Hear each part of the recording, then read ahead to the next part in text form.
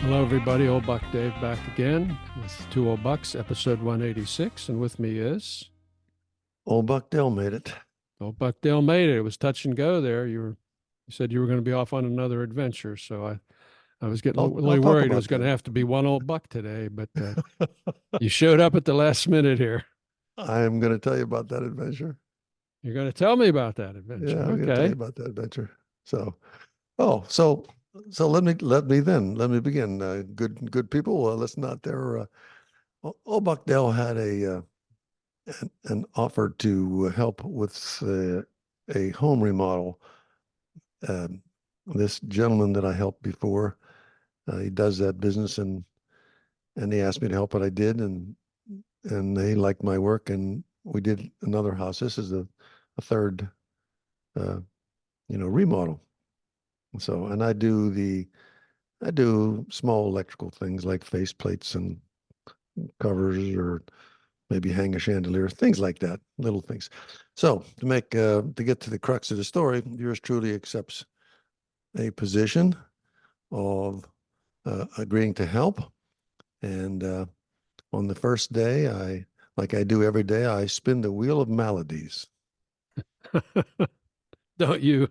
You We sure we do. all do. We all do. We all You're spin the you're good wheel of at it. You're good at it. I know that.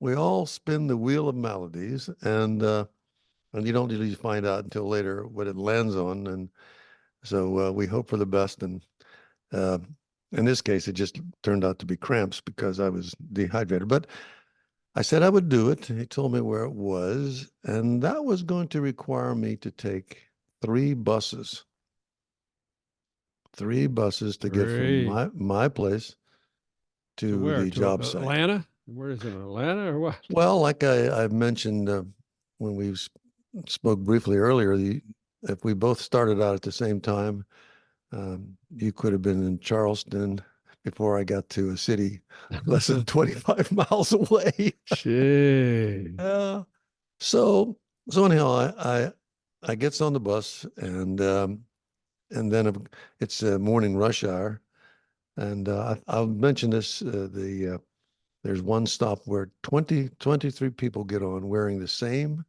outfit. And they're all, I would think, I'm guessing from the Caribbean, um, just by, looking at their style and maybe Okay. hearing them talk. And Were they dancers or what? no, The these are Rockettes? the people that keep the Barrier Island hotels running. Oh, all in the These same unit. are Okay, so they're all working for the same place. right. They're all working for the same Okay. place. And I generally wear a mask because of the perfumes, when they, Oh yeah. yeah, they're all spiffy and dressed up nicely and everything. So anyhow, so I catch my first bus, and then I lucky make a good connection. I catch the next one. The next one is a surreptitious route with a lot of stops. So Mhm. it takes me it takes me about an hour. Now I've already got a half hour in basically to get to the first stop. We got another hour to get to the other bus station, where I wait for a bit and catch another bus further up the line, which makes it a full 2 hour run. We eventually changed that because it wasn't practical. I mean, I'm on the bus 4 hours a day, but the bus, it's just absolutely fascinating. When I'm not on the bus for a while, I tend to become complacent in my own little world. You know what I mean? My own safe little environment. Okay. Yeah. You You get know, exposed to the world out there. yeah, I mean, I have my air conditioning, and the fridge has got something in or something. So I'm like, this is it. Everything's nice and steady. And then you run into the folks that are out there riding the buses, and this is where the fun begins. Uh, Generally, you don't make eye contact. Uh, you hope for the best. Uh, in my case, I get on reasonably early on the route, so I have a window seat. and, You got a and I, prime seat. yeah, and I dress appropriately. I dress appropriately for this trip because people come by and there'll be a vacant seat next to me and they'll look at me twice and they'll pass me by. Oh, what does that mean? Yeah, I think You look it's kind of just shady. no, I don't know what it is. It's just just like, well, I don't want to sit next to this guy. Do you So, use your deodorant before you get on the bus? oh Or? yeah, Okay. I always get cleaned up. I mean, Okay.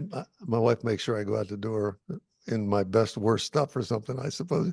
So there in the last couple of trips, the same group gets on every day, and the one lady was brave enough to sit on with me one day, and then the next day she sat with me again.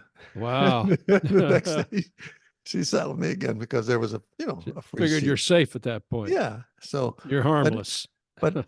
just watching everybody and the almost immediately, everybody takes out their cell phone and starts flipping because I can see over their shoulders, and sometimes I never take my cell phone out in the bus. I don't want to forget it, number one, and I don't like to have it in my hand when I'm on that bus. Everybody has their cell phone, and there are people getting on and off. And one lady got on, and I said, "Huh, that poor lady. Look at her. She opened up her little purse. She had three cell phones, three, Three. three cell phones." I said, "My soul." So that is so. I mean, that stuff is so addictive. Everybody is working with the cell phones.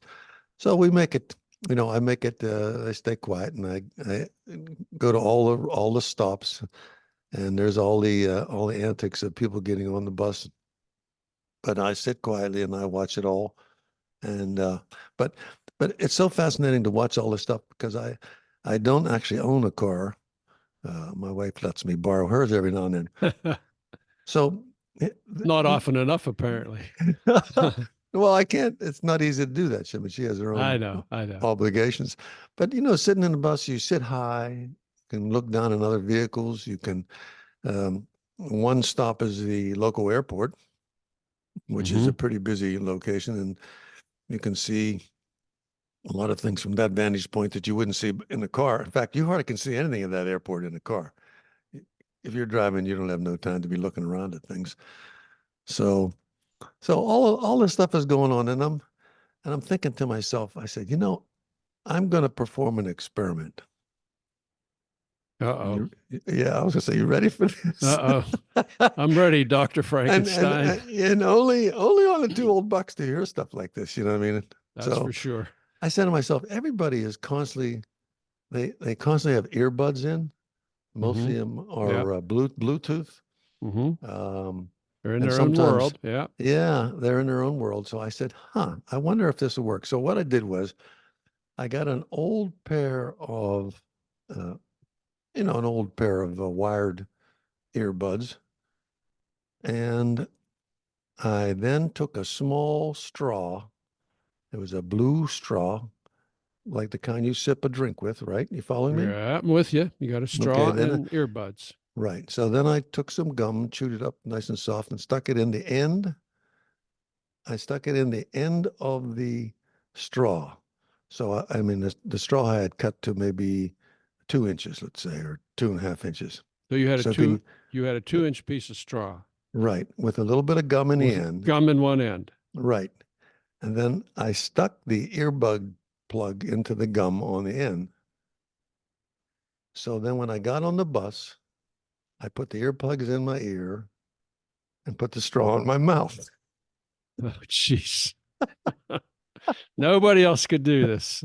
And what Nobody makes else. me laugh? What makes me What laugh? what makes me laugh is That I tried it? is that you would do that. Yeah. Well, you You're know me. I would I do know that. you would Yeah. do that, obviously. All So right. I said, so I'm being very, very purposeful about this. I'm not laughing or doing anything. So I got the straw in my mouth with this thing, and you can see that the wire's into the straw. I got it in my mouth, and it's going right to my ears. Oh, jeez. All right. And the really funny part is nobody asked what did Nobody. you I know, guess that means you were accepted. Huh? no, it's like you got to be a bit of an ornithologist, when you ride the bus because there's a lot of strange birds out there. Strange bird. Using some big words now, buddy.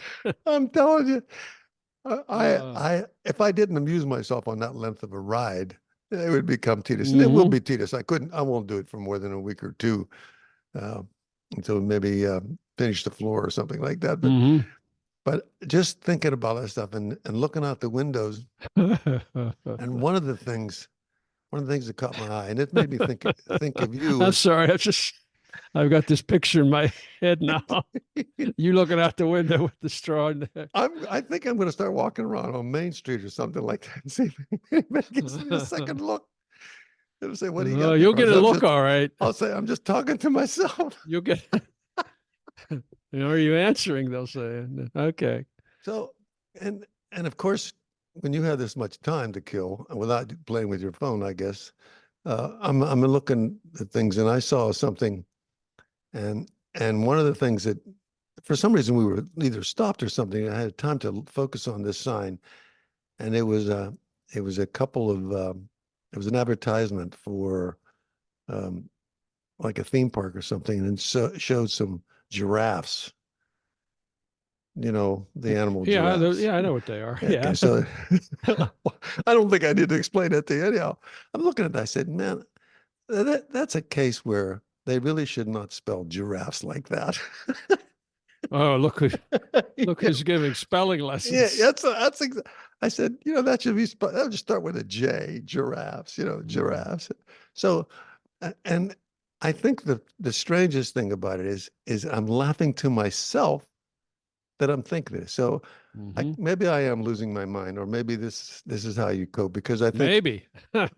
yeah, it's like every day is so unique. The whole crowd is always so different. But so I'm going to do this for a couple more days for sure. Um, Well, and be sure to wear the earbud wire to the straw. I want to see if we get any you want feedback on you that. want to Yeah. prolong that experiment to see if Yeah, somebody finds I it. think What the hell are so. you doing? Hmm. Yeah. Well, Well, if we see six people with them on the next bus ride, we'll know you started a trend, I guess. it becomes fashionable. People Uh-huh. want to talk to themselves. Yeah, you're a fashion statement. Yeah. The only thing I was going to tell you was one incident. I'm basically very safe. I don't. I try not to do anything that. I mean, very carefully. I don't. I don't want to puncture my palm of my hand with a screwdriver or something. So I'm conscious of that. So the today, as a matter of fact, there was one high ceiling vent that required at least a 10-foot ladder. Hmm. Mm. I know that's already throwing a red flag in your Oh head there. yeah. So there's a 10-foot, at least a 10-foot. I don't think it was 12-foot, but I'm pretty sure it was about 10-foot ladder. And the boss goes up. He says, "I'll do the high one." He says, "I'll do the high ones." I said, "Okay," because I was doing all the low vents. And so he goes up there, he gets to the top and he comes right back down. And I said, "What's the matter?" He said, "I'm having a vertigo attack." Ooh, ladder's the wrong place to do that. Well, yeah, anything above 10, 12 feet, if you have any, there's nothing on either side of you. And if you go above that, the last rung where your knee is no longer touching the thing, you've already exceeded the danger zone. So as long as maybe your knee is on Mm-hmm. somewhere up there where you can lean forward. Mm-hmm. So I said, I'll do it. And it's only because of my reach that I was able to put that up there. And I said to myself, I probably not, I shouldn't tell Dave about this one Oh because man. if I was to come tumbling down off of that, I was going to land in a pile of After you lectured debris. me about that Yeah, month or so ago, yeah. yeah. But we needed to get them done. So I said, I think I can do it. I braved myself and up and did it. So that's my adventures on the bus. And a lot of people take buses and probably go great lengths and think nothing of it. But this is not a regular commuter bus system. It's a system that's in place to support those who can get there no other way. You know what I mean? It's not like you can leave your Mercedes at home and take the bus and straight into town. Okay. Yeah, this is a All right. different kind of system. So So, we look forward to more bus stories, I well, guess. I'm hoping I have nothing too much exciting to tell you. Let's face it, because Yeah, yeah. so that's the story there. And I barely made it back in time to get in touch with you when That's when right. you Yeah. set the appointment. I was glad we could do it. It's always fun to talk to you, and I like to be part of the Two Old Bucks, and so that's my story with that. That's your So, story and you're sticking to it, huh? yeah, what's All been right. happening? What's been happening with you? Hey, well, I got some good news for both of our listeners out there. You can now Which whom we love dearly. which who we love dearly. You can now text us from your phone. Okay. So if you look at the top of the show notes, there will be a link that says send us a text message.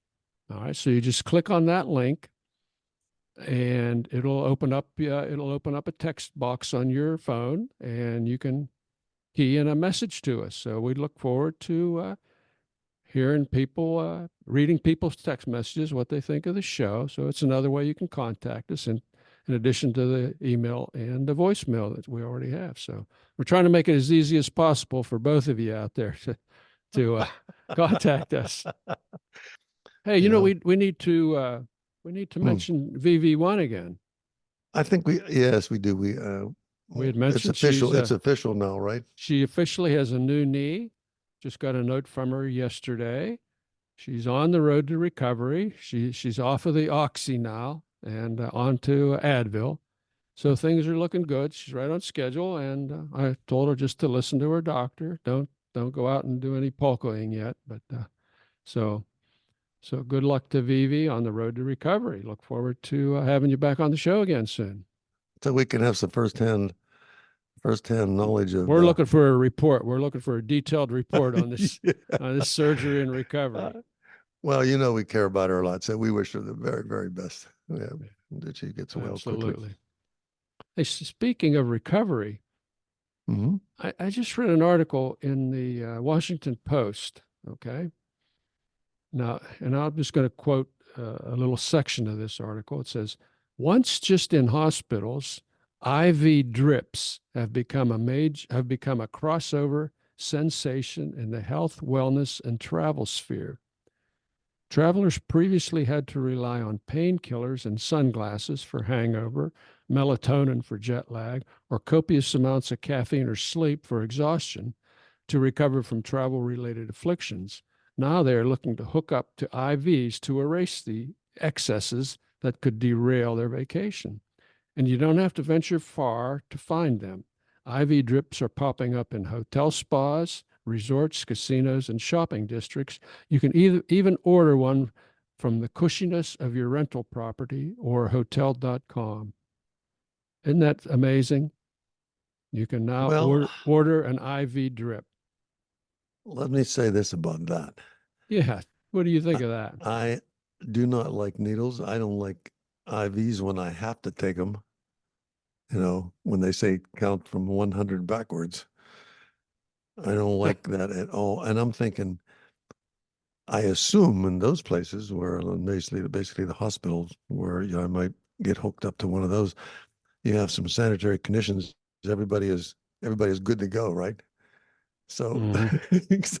so, so I can picture this. Pardon me, you got a minute? Would you like put this in my vein here? I want to do my IV to recover Mhm. from jet lag. Yeah. I Well, mean, that's one of the potential issues here is, these are not doctors or nurses administering these things. And, it's like a menu. You can check all the things you want in your IV. Well, I want B12 and sodium and all this stuff. It's kind of scary. And who knows about the purity of this stuff. But all that aside, this is just, not only do these people have too much time on their hands, they got too much money in their pockets. So I I'll put a link to the whole story in the Washington Post and people can read it. So it's just bizarre, I um, think. Yeah. well, there's a lot of risky stuff going on out there, Dave, and I try to avoid all that. I try not. My biggest thing is not to poke a screwdriver through the palm of my hand. So imagine people that. Again, you mean again? Yeah, you only Uh, need to do that once too. Gee, I was To working on learn that my lesson. Frankenbike today, and I got that. I told you I got that frame, and I said, "Oh, I got more than enough parts to make a whole bike here." Well, I got a lot of parts, but they were not in exactly the best condition that I thought. As good a condition as I thought they were in. So I'm taking a spring out of this derailleur and trying to finesse it into another derailleur and drilling out the fork and shimming this up, and then I broke both of my thumbnails trying to get a tire on a rim that it probably didn't want to go on. So just another day at the office. But that's, I mean, I know you enjoy doing that kind of work, but we should let everybody know that if you should, you're not encumbered in any way with an inability to ride the bike if you want to, because there is one right next to you. Oh yeah, there's a couple hanging more on the there. wall that Yeah, actually there's a worked couple nicely there. and Yeah, worked there. yeah. But you're Yeah. gonna put this one together like it was an old hot rod or something. But this, you know, I You'll did get it. it for the challenge. I knew it was Yeah, not going to be straightforward, and it's not, but we'll get there. We'll get there. you'll get it. It'll be You'll one of get a it. kind. It'll be one of a kind. The Frankenbike. Frankenbike, yeah. Hey, on a related sports topic, I just read another Gene Collier article from the guy who writes in the Post Gazette, and he's talking about the new baseball uniforms. I don't know if you've seen them. To me, they look like bowling shirts. A lot of them. These are, you know, they're kind of silky, satiny, kind of bizarre colors. And let me just read a little bit about what Gene had to say. Now, you know, Nike coughed up, I don't know, like a gazillion dollars for the honor of supplying uniforms to the major leagues. And they hooked up with somebody called City Connect. Anyway, these are Gene's words from the Post Gazette, and we'll put a link to this. He says, "Let me just say to Nike then, and to any company or designer who aspires to outfit big league players now or in the future, please proceed with caution. Before you outfit a Major League Baseball team, particularly one that predates your great-grandparents, try this little experiment. Take a look at your proposal broken down into the relative components, shoes, socks, pants, tops, caps, and ask yourself this question first. Mm-hmm. Does any of this look like something commonly worn by a clown?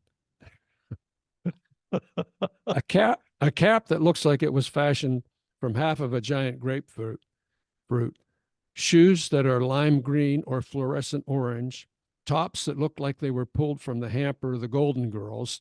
This is not big league apparel, friends." So, and I'll just read one more section. He says, "Before I continue, a word to the players about gloves. Baseball gloves are black, brown, tan, or if you must, beige. If your glove is neon blue or clown shoe red or anywhere on that side of the spectrum, you look like you forgot your glove and had to bring your daughter's softball mitt." So he goes on, but it's a funny article. We'll put a link to it. It's true. It is true. Some of these major league uniforms just look silly. You know, the Yankees said no thanks. We're just happy with the uniforms we have. We don't want your clown uniforms. So good. Hats off to the Yankees.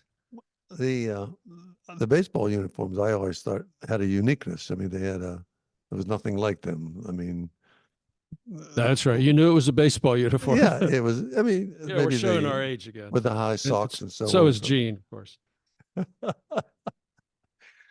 Well, you know, it made me think of outfits. You know, I got a fedora. You got a fedora. Yeah. That's a hat, right? That is a hat. That is a hat. And I have this fedora Question is why? Well, because you're old. Yeah, because I don't know. I just wanted the fedora. So I got this fedora and I walk around the neighborhood. I walk around the neighborhood with that fedora on, you know, tilted. You smoking a big cigar when you're doing this? Sometimes. Okay. The biggest, you know. You probably look good. And the funny thing is the people in the late 80s and early 90s come up to me and say, "Hey, you look nice in that. You remind me of my dad." Oh, man. Oh. And I said, "Well, there you go. There you go. There you go. Attracting all the ladies over 90. You know, but you know me, I'm capable of that. You know what I mean? You are capable. Anybody would wear a straw hook to headphones is probably capable of wearing a fedora. Have you read any good books lately? That's an open question. Yeah. Well, I'm on two. I'm reading on two books right now. One's my day book. One's my night book. but not far along enough to make any comments on it. They're both good so far, but I'm going to hold back. How about you? You have a day book and a night book. Yeah, Boy, well, oh one's boy, on oh my boy. I have a Kindle. night book that if it's good, I use it. I use it sparingly, if you know what I mean. I read the Kindle in bed at night. You know, if I had if I read a regular book, try to read a regular book in bed with the nightlight on, I'd probably get a carving knife buried in my chest. Oh, okay. All right. All right. So, point taken there. But I did. I was going to mention to our listeners who enjoy thrillers or that kind of thing. David Ignatius. David Ignatius wrote a book called Phantom Orbit. Phantom Um, Orbit by David Yeah. Ignatius. Okay. Now, I'm only 100 and some pages in, but the reason I'm telling you this is in case somebody wants to read a blurb on this. It has to do with a weakness um, that he perceives this as a weakness in our defensive system, you know, our country's defensive system, a country's defensive system, Mm-hmm. and that intrigued me. That intrigued me, Yeah. and it just to give you a little taste, it had to do with the global positioning satellites, GPSs, GPS. Okay. and I had to think about that and think about that and think about that, and then his premise is basically, what if you disturb that? What if you can make that thing tell you you're someplace you aren't? Mm-hmm. And then the implications struck home. You know, when they came to me, I said, "Oh," because he pointed out they did a little article on NPR about it too, and he said, "Man, all you have to do is convince the GPS in your car that you're going in the right direction, and you'll Ah, follow it." you'll follow it. Yeah, Yeah. we've done that. Yeah. I mean, in the early days, I was on a road that I knew very, very well. I was on the straightest, shortest distance to where I needed to go. And this GPS kept telling me to turn back, turn right into the thick of it. I'm thinking, well, I'm Mm. not going to listen. I ignored it, but now it's a lot better, and you can see more things. But some people rely on that so much. Imagine if you could just you could start messing with that. Like, Yeah. oh yeah, you can go over the bridge. It's clear. Ha ha ha. Well, he's a good journalist. It I've is. read a lot of his stuff. He has a Q&A session there, I think every Monday with the Washington Post. So look forward to I'll borrowing give that you. book from you. Yeah. Well, actually, I will. I'll let you know how it is. But if you read the blurb on that, that something intrigued me about that, and I said, "Huh, what, you know, what premise? That's his premise, and how does he develop that?" And it's really quite clever. So Mm-hmm. I'm going to say, it's worth checking out. Let's put Okay. it that way. Good deal. Hey, and I'll remind everybody once again, you can now text us with your questions or comments. Look at the little link at the top of the show notes, and you know what that means. I do know what that means. I can tell by the tone of your voice what that means. It says in no uncertain tone, say, "Hey, this is old Buck Dell saying thank you, folks, for listening." Yeah, we're I think we're about right at that point again. Yeah. Yeah, we're about that point. Thank you, folks, for listening. It's a pleasure. It's always a pleasure for Dave and I to talk to each other because we're just old buddies for a long time, and friendship is something we value.